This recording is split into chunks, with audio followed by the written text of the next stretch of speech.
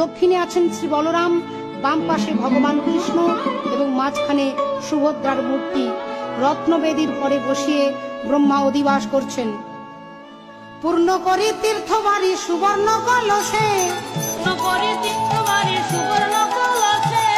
হেমকুম্ভে অবিলম্বে করে অধিবাসে, বেদতন্ত্রে নানা মন্ত্রে দেব পদ্মজনী,